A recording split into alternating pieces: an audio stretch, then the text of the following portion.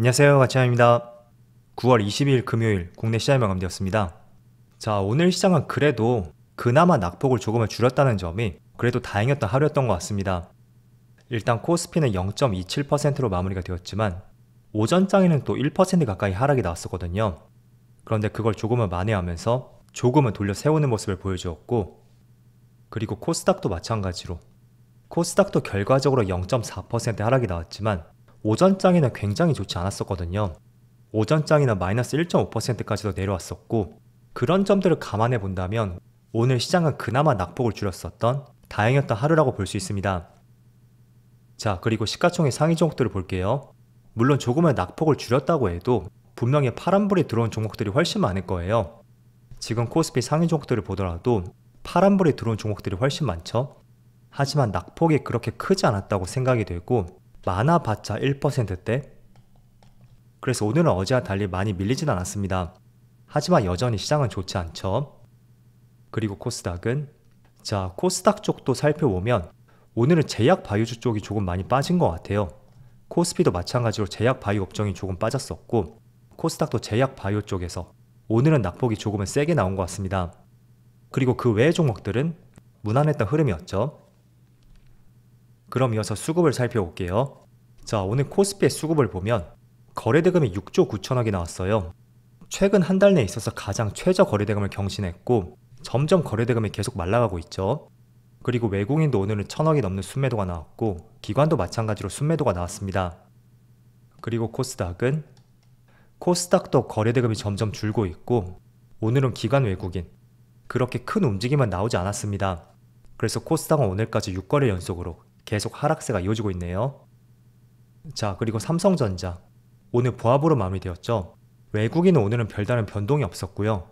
기관 쪽에서만 600억가량의 순매도가 나왔었네요.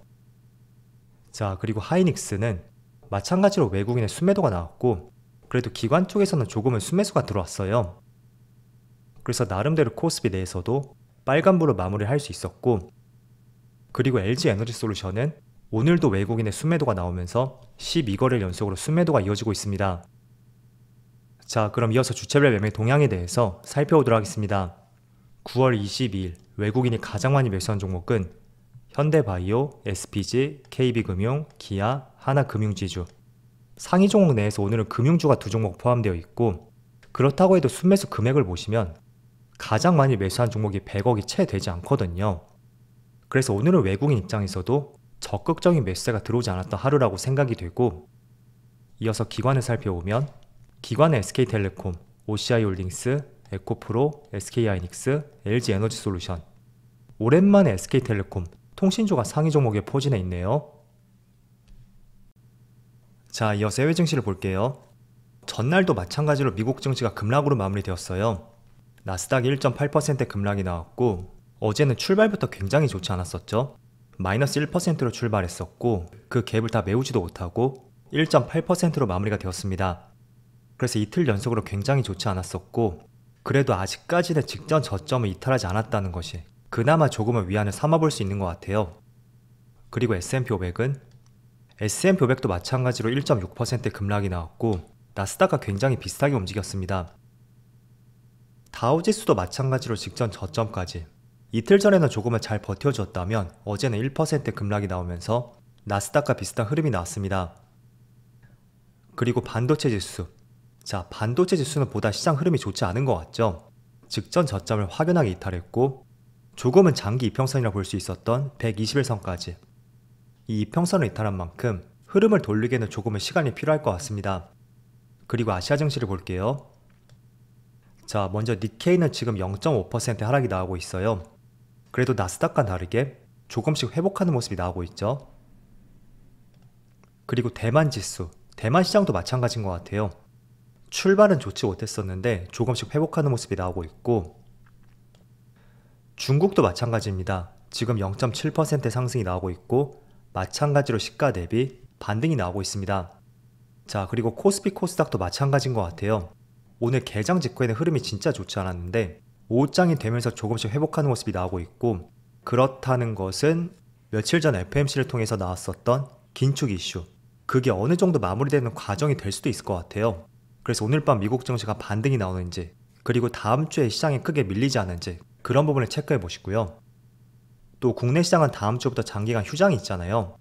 그래서 휴장을 앞둔 만큼 그렇게 기대는 되지 않지만 그래도 최근에 좋지 않은 흐름을 얼마나 만회할 수 있는지 그런 부분도 한번 살펴보신다면 추석 연휴가 지나고 나서 또 빠르게 반짝 상승이 나올 수도 있겠죠. 자, 그런 거죠. 최근에 미국 시장이 크게 급락이 나오고 있잖아요. 20일하고 21일 이렇게 크게 급락이 나왔었고 오늘 시장은 아직까지는 알 수는 없고 또 다음 주 시장도 어떻게 될지는 알 수는 없습니다. 하지만 일반적으로 시장이 많이 밀리게 된다면 또 반발 매수세로 인해서 빠르게 또 반등이 나올 수도 있거든요.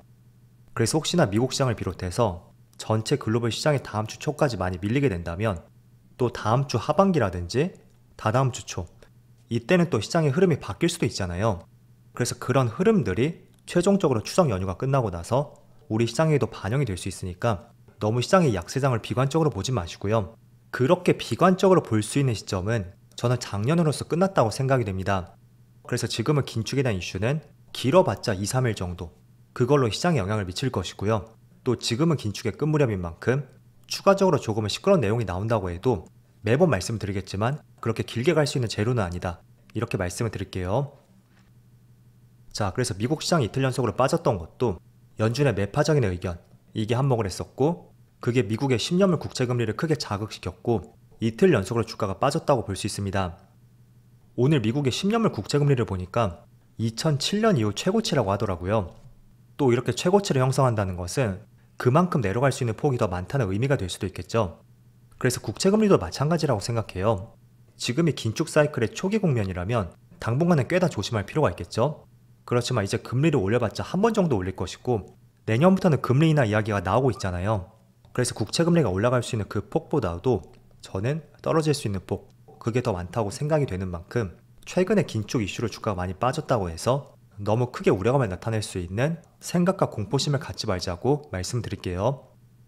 자, 그럼 지금부터는 몇 가지 재료를 말씀드려 볼게요. 오늘 오후장에 로봇 관련주가 한 차례 급등이 나왔어요. 일단은 아시겠지만 오늘 오후 4시에 청약이 마감이 되죠. 그래서 그 기대감이 오늘 조금은 조성이 되었다고 생각이 되고요. 그런데 지금부터는 조금은 시각을 달리할 필요가 있다고 생각이 돼요. 물론 시각뿐만 아니라 전략까지도 한번 저의 생각을 말씀을 드려볼게요. 자, 지금 로봇 관련주 중에서 감속기 관련 종목들 그와 관련된 업종의 주가가 크게 급등이 나오고 있습니다. 대표적으로 이렌시스라든지 오늘 상한가를 갔죠. 그리고 SPG 이 종목도 16% 급등이 나오고 있습니다. 그리고 협동 로봇 관련주들 레인보우 로보틱스라든지 유진 로봇 모두 모처럼 8% 급등이 나오고 있고 반대로 두산 로보틱스 상장 시점이 다가옴에 따라서 두산 관련주들이 있죠. 두산 관련주는 조금은 힘이 빠지는 모습이 나오고 있어요. 두산 우선주도 마찬가지고요. 그래서 지금은 두 가지 관점이 있다고 생각이 되는데 자, 10월 초에 두산 로보틱스가 상장을 하겠죠. 그런데 그날 사상 처음으로 따따블이 나온다든지 굉장히 기대감을 높일 수 있는 그런 상승이 나온다면 첫 번째로 두산 그룹주가 그날 급등이 나올 가능성도 있습니다. 하지만 정말 반짝 상승에 그칠 가능성이 있고요. 오히려 다른 로봇 관련주들 처음에 말씀드린 감속기 관련주라든지 이렌시스, SPG 그리고 협동 로봇 관련주들 레인보우 로보틱스, 유진 로봇 오히려 이런 종목이 상승이 나올 가능성이 있어요.